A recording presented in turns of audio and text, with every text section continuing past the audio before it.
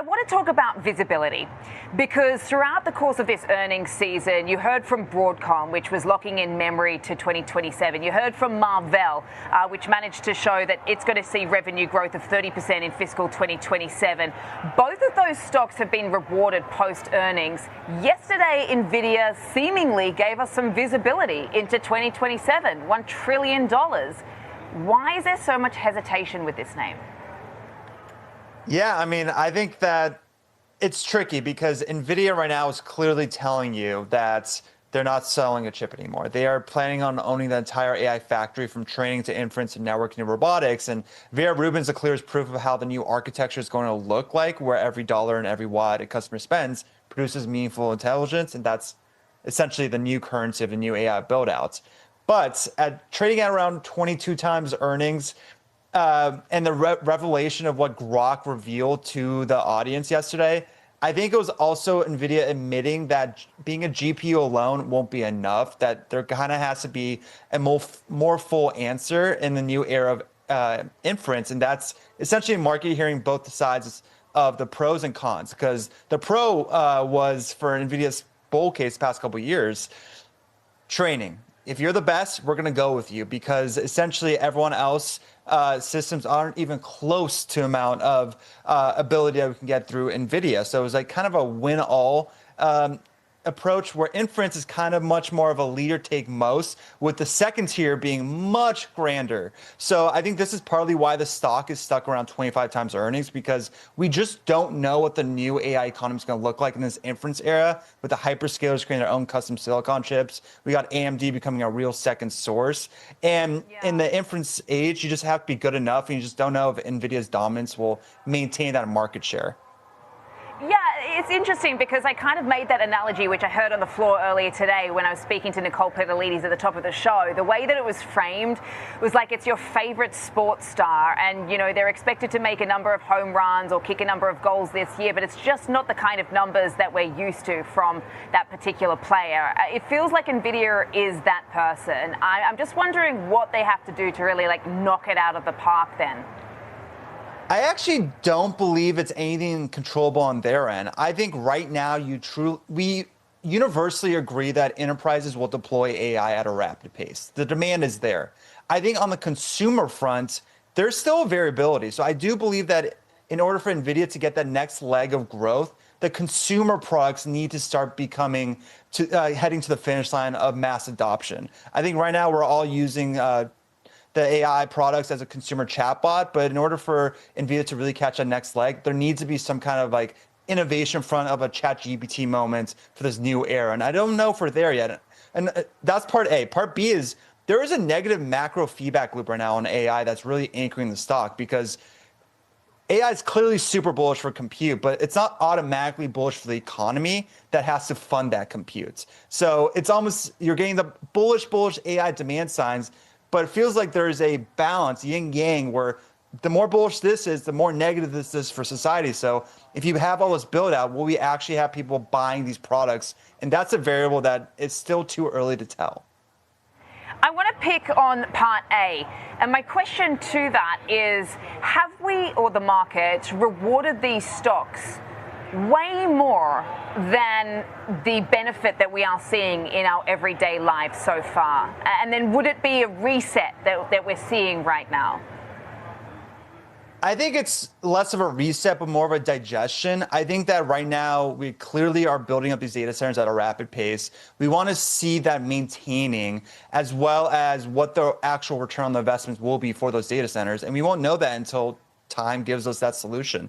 And I think right now, the rapid pace of innovation on AI the last 2 years, we're in that awkward middle part of the S curve where we just are in a wait and see approach. And that's why when you have the anchor of the whole AI ecosystem, aka NVIDIA, just not moving for 6 months, people view that as a negative thing, but maybe it's just more of a digestion before the next leg. And that next leg could be, honestly, physical AI. A lot of the commentary of this year has been physical AI. You heard it yesterday. You heard it at CES. So maybe this is just NVIDIA hibernating before that next explosive leg. And I do believe that before the end of this AI cycle, NVIDIA will hit that $10 trillion mark as the first company to ever hit that mark.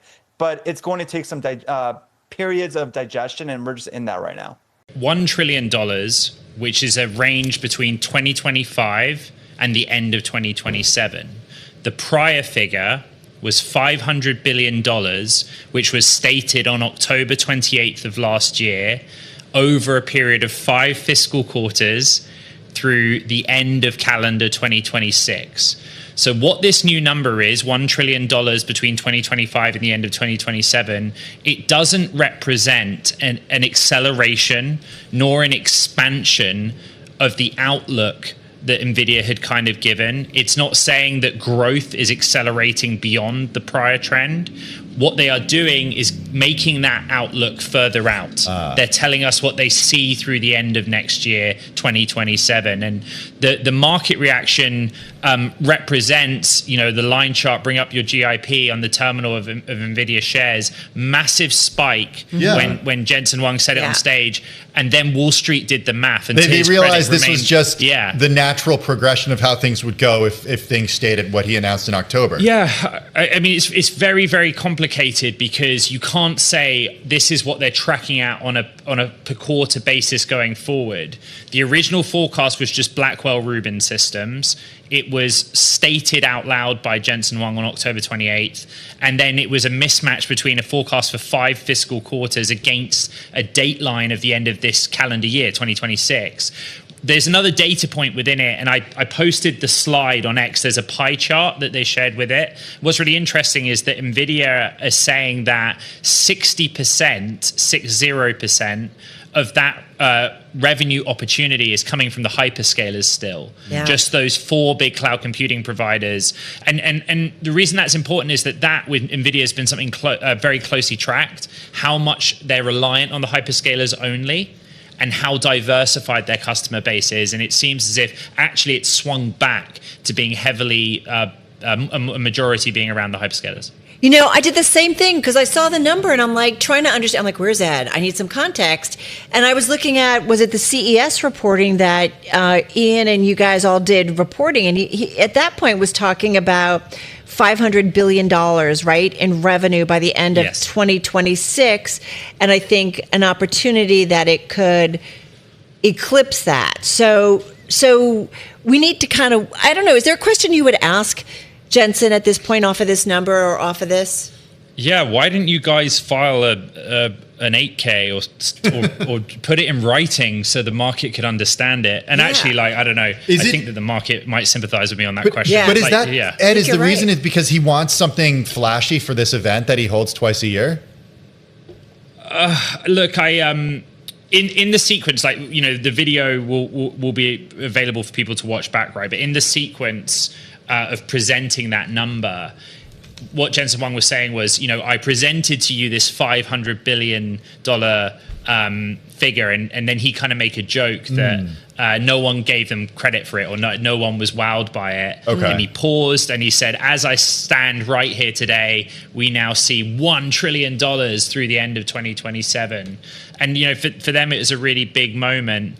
I'm really finding it difficult to pass. We're discussing it as a team in the IB about how do you word that and mismatch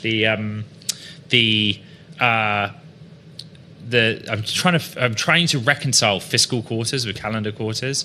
What I would say is when that $500 billion came out after GTC DC, what happened was the sell side went away and baked it into what they modeled, and then that started showing up in the estimates. And so at least we can say, aren't we lucky that in the coming days, maybe you go on MODL on the Bloomberg and those numbers will be up. Just on that macro feedback loop, I think that's really interesting as to, how maybe AI is extremely bullish, but not so much an economy that wants to fund the compute right now. Just talk us through that. Unpack that thought for us a little bit more, because this is an economy and a market where we are also very much seeing a huge amount of opportunity in some of the picks and shovels as well to support all of this.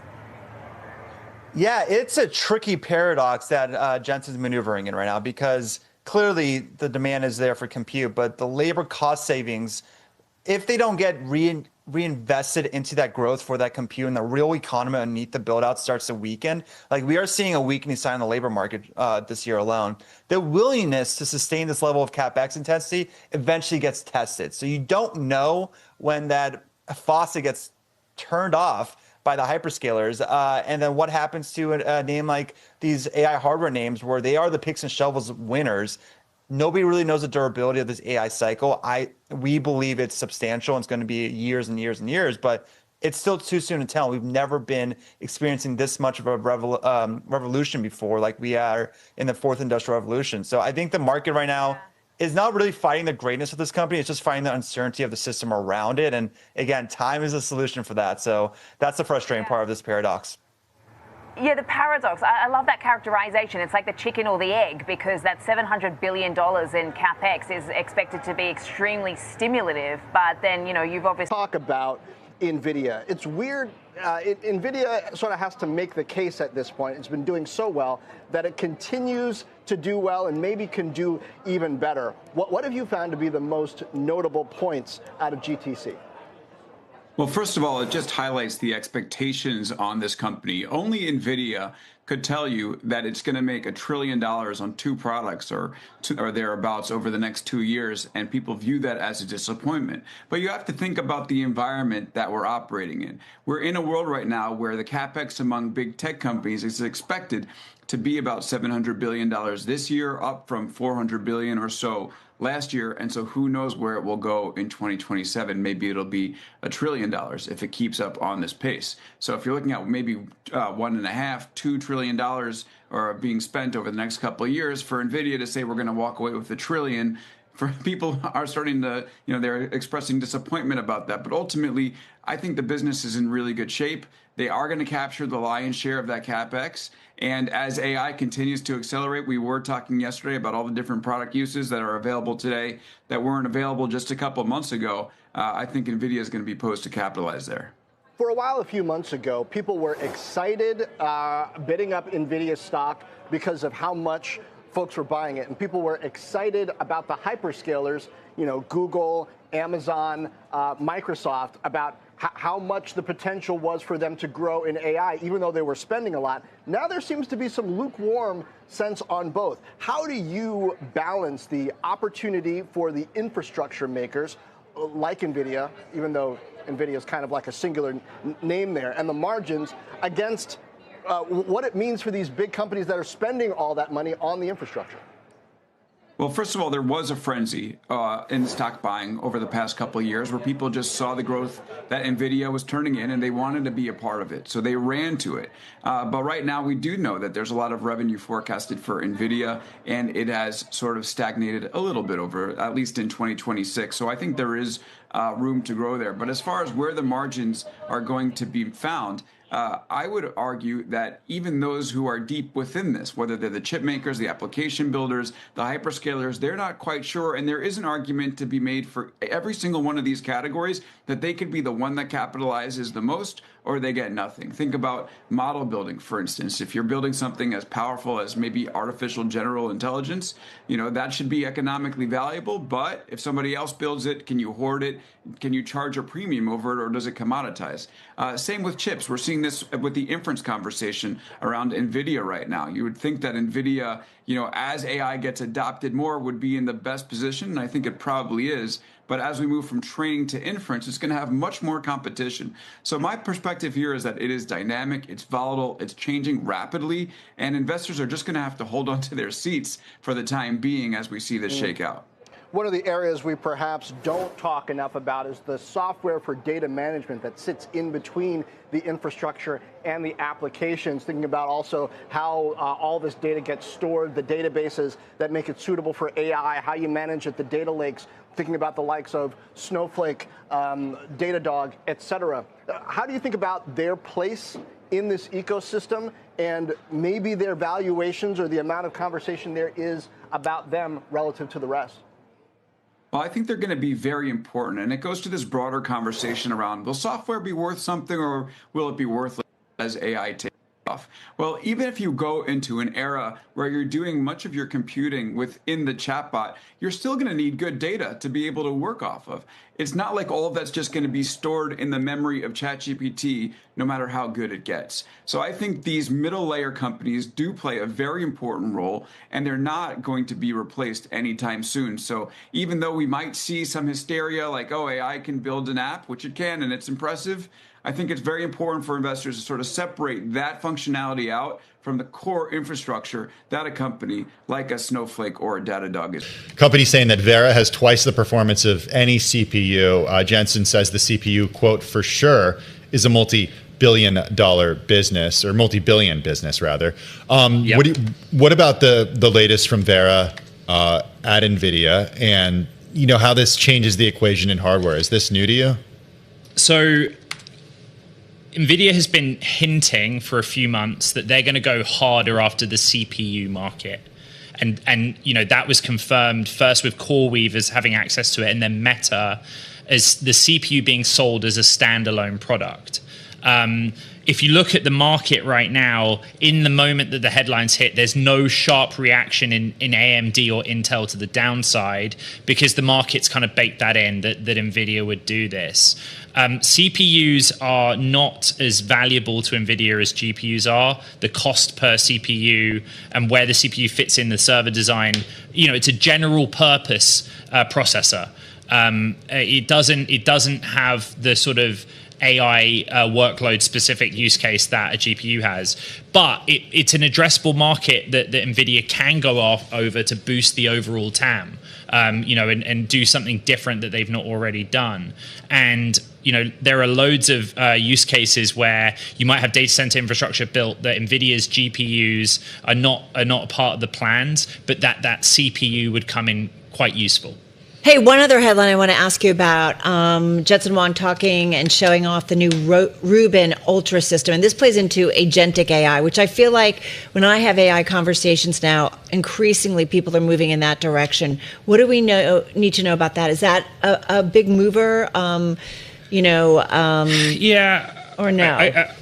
No, insofar as that, NVIDIA is committed to bringing out a new generation of platform on an annual basis. The details of the Rubin-based platforms have been released, and in terms of literally the energy it takes to power that thing relative to the Blackwell system, it's a big step up. Yeah. Tokens generated, it's a big step up. It's a much more efficient system, but those data points aren't that new. They've been specced out already and discussed. Don't go too far, Ed. It kind of explains, though, the trade, right? Like we got this kick up of more than 4%, and now we're just up about 1.67%. Which I think was lower than where it was before. It is the announcement, because we were up 2% higher earlier in the session today. Yeah.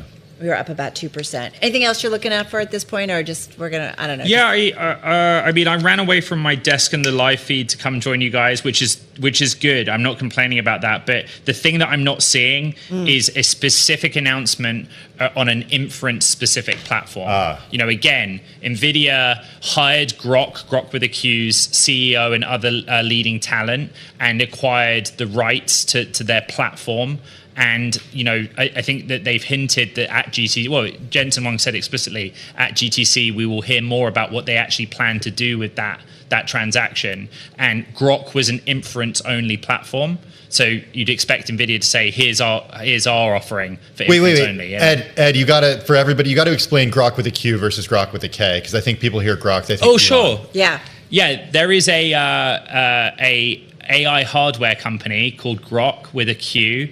It makes accelerators or server systems, server designs for running AI workloads, not training them, but running them.